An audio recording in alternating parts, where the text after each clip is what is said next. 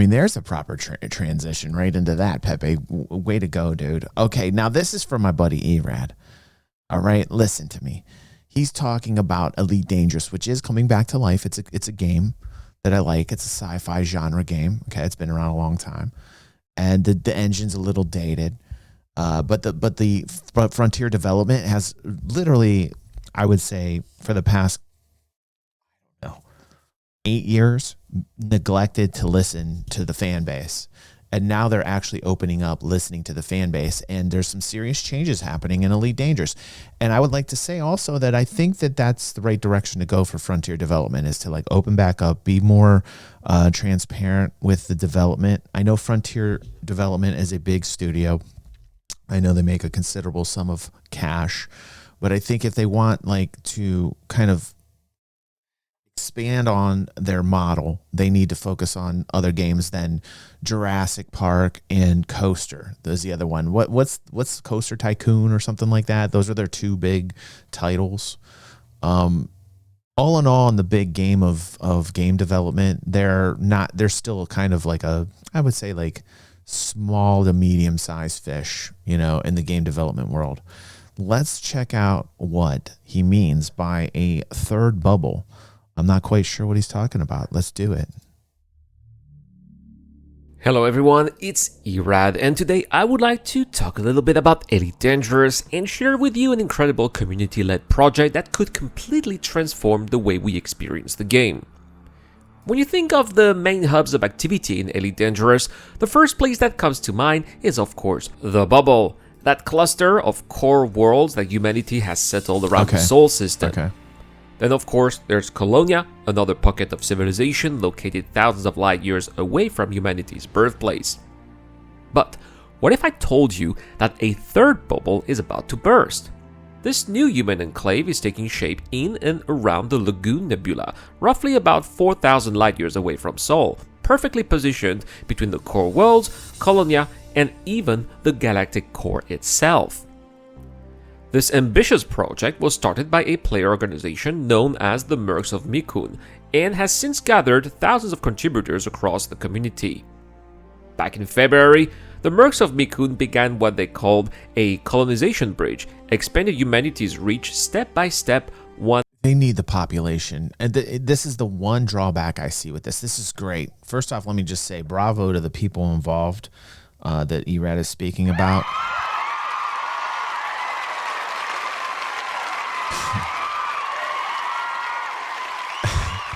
Nothing is cooler in a game than getting a whole bunch of people together for a cause or a movement and seeing you gather in the game. That is like a cool vibe. That is a cool, like a lot of gamers want that level of like belonging in a social atmosphere and getting into an MMO and existing and seeing other people in the same organization as you. So shout out to that particular organization. But I will say this. The negative that I see, the definite negative, is the actual system design itself. There are so many systems in Elite Dangerous that you would need just a shit ton of population in order for the game to feel more alive. Now, bringing in an economy helps. All those things that I've been seeing lately absolutely help bring more people in playing the game. But even if like this were the most amazing engine in the world, is it still VR compatible, by the way? I'm not even sure. They took that away at one point, but if they bring the VR compatibility back away, I think that'll bring a lot of gamers back into this title. But even at peak performance Elite Dangerous, right, where people were just coming in droves, they would never fill the amount of systems. There are so many systems in this game. It is like absolutely a numbers game. It is overwhelming.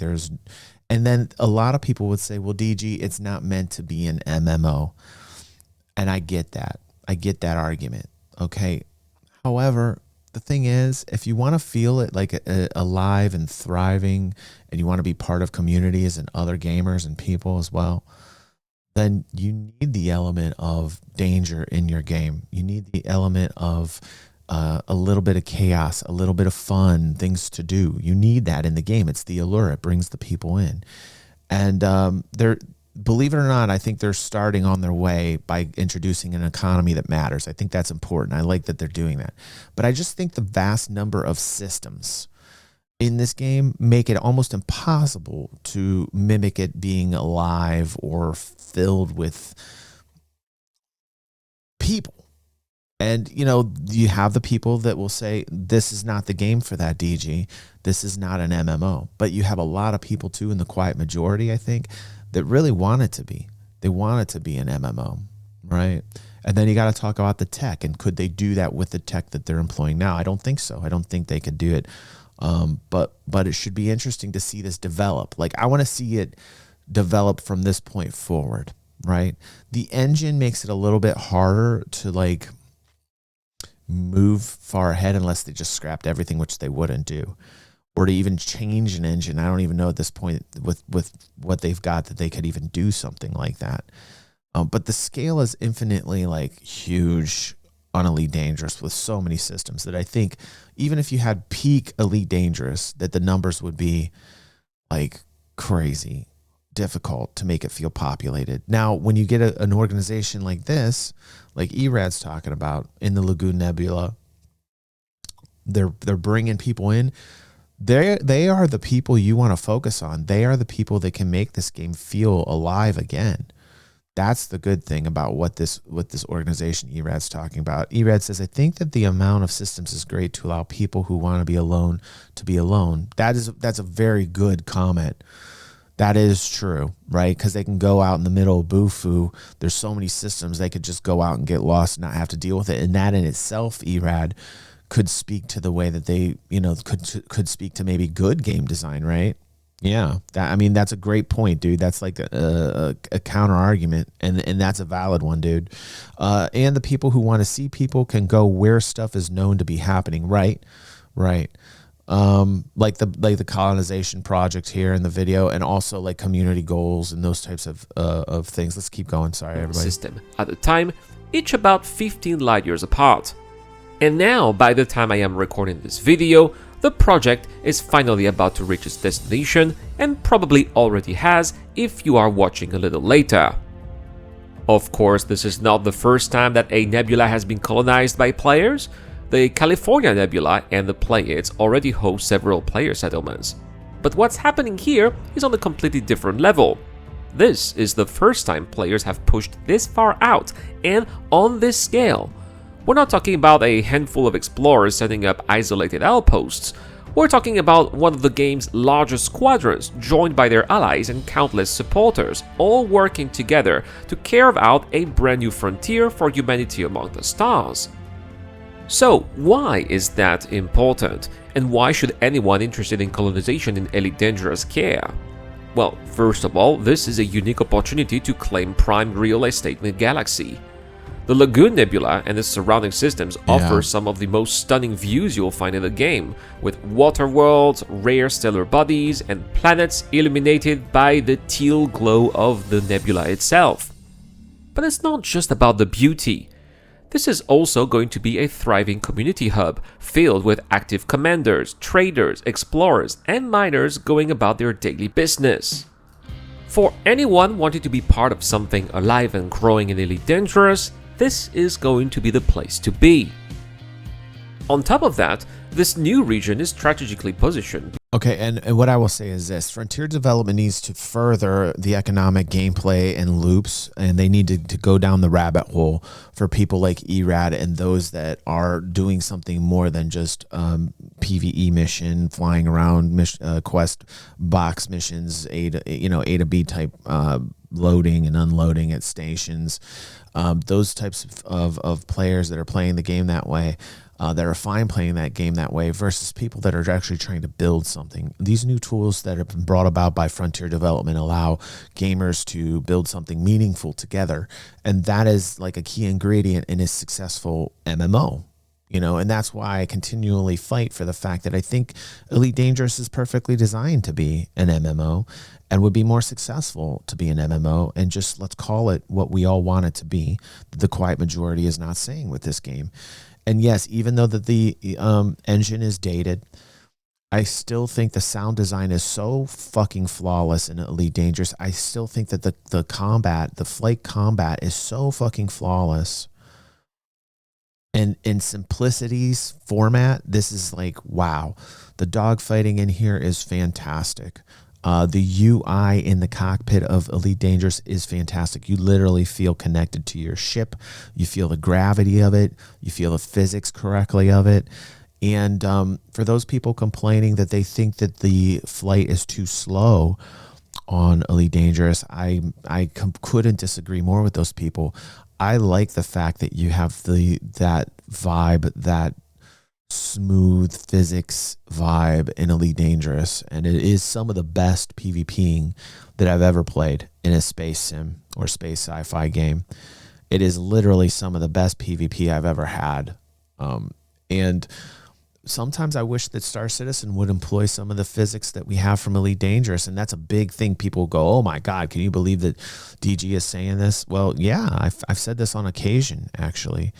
I like the flight mechanic. I like the flight of Elite Dangerous, and I do wish that they applied a lot of the physics from Elite Dangerous to Star Citizen, you know?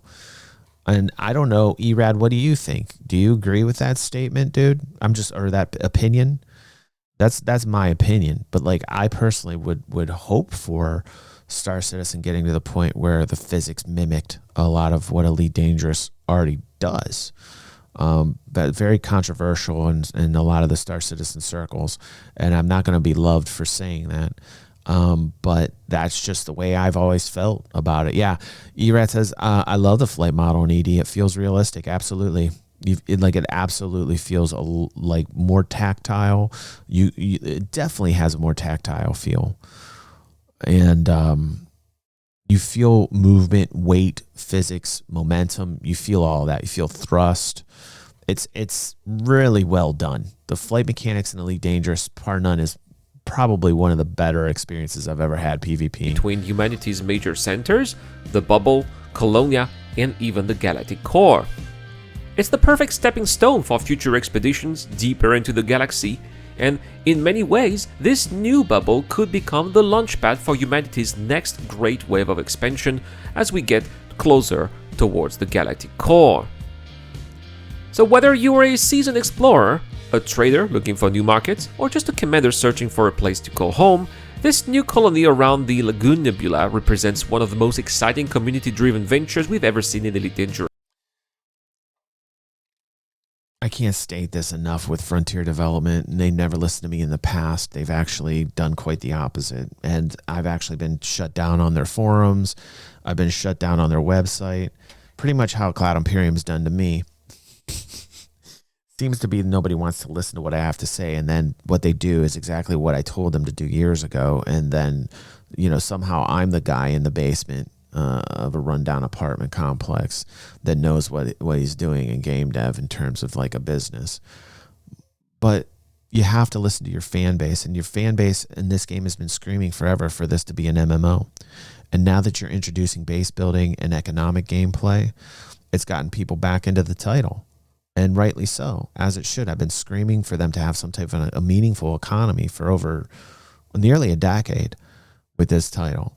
And the engine is now so dated. They could have done this so long ago and been like 3 times as successful with this title if they would actually listen to me that long ago on putting rudimentary economic game loops in this. They would have had 3 times the amount of population that they do now, and you're starting to see it pour back in. Why? Ask Erad.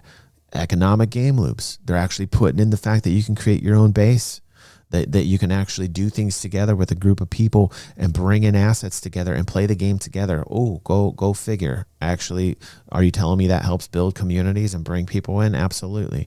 These are types of game mechanics and loops I've been asking for nearly a decade with this. And now they're finally putting it in. They're doing the work that needs to be done with this game to actually bring in more for the company. And it makes a lot of sense too. I mean, they damn near burned their bridges with most commanders flying in this game. Like, most people got pissed off because whether it was engineers or Horizons or whatever the patch, they kept losing people because it wasn't appealing to what the people wanted, which was, frankly, an MMO. I got banned for saying like it's an MMO. Can you believe that? I got banned from the Reddit forums. I got banned from the website. I couldn't even post on forum boards because I was like, this needs to be an MMO.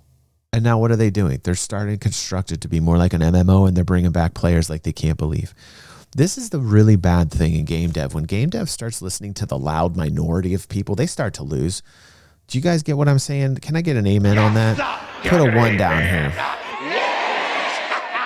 When devs start taking the time out and they only focus on the loud minority and the clickety clackers and the people on YouTube that are saying the sky is falling on whatever the game it is that they follow, and that's how they're monetizing their base, and the devs listen to that loud minority, the game goes right down the fucking tube.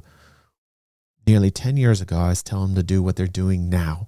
It took them 10 years to do what I have always wanted them to do. And they're doing it. And bravo to the new team and the people at Frontier Development that are changing directions. Bravo to you. It's a fucking breath of fresh air coming in. It's overly done, due, and past. And I don't know if they can resurrect this game, but you can see in the numbers, people are starting to come back, you know? But how many times, no matter what it is, whether it has, whatever the subject is, when people start listening to the noisiest minority of people, right? Generally speaking, most people, the quiet majority, don't say anything, and then everybody listens to the minority loudness. It generally has been that way in humanity for eons. We need a better form of communication. We need to just like zap over our mental. Well, I wouldn't want to do that to you. Probably explode. Like your heads would all like literally. Like I have way too much in my head. We talked about that this morning. I have way too much in my brain.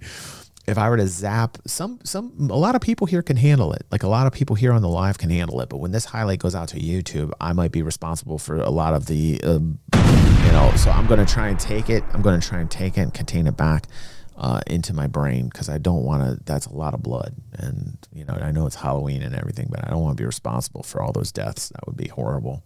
For years.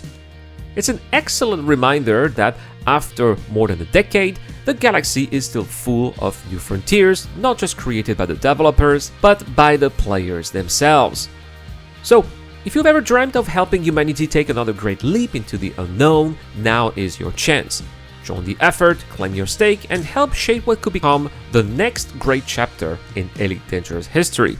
I will of course put the link to the Mercs of Mikun's Discord in the description down below. That is all for today's video, cool. Guys. Thank you. I like that. He's reporting on news. I think that's really important for the game itself, Erad. What you do and what I do for gaming communities is try to endorse people that are putting in time to create something special inside the game atmosphere. I applaud that.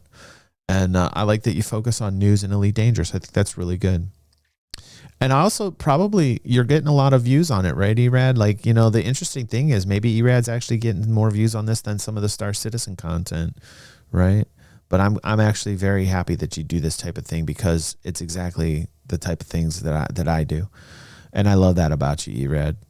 You and I kind of do that. Like when we have that vibe. Like when we like a game, you like the community, you love the people, and you want to like support the people and endorse like a really positive vibe and like just something fun to do, Totally dig that about you, Erad. Oh, yeah. Erad says, I'm getting way more views for ED. Yeah, you're doing great stuff, Erad. You're doing great stuff, bro.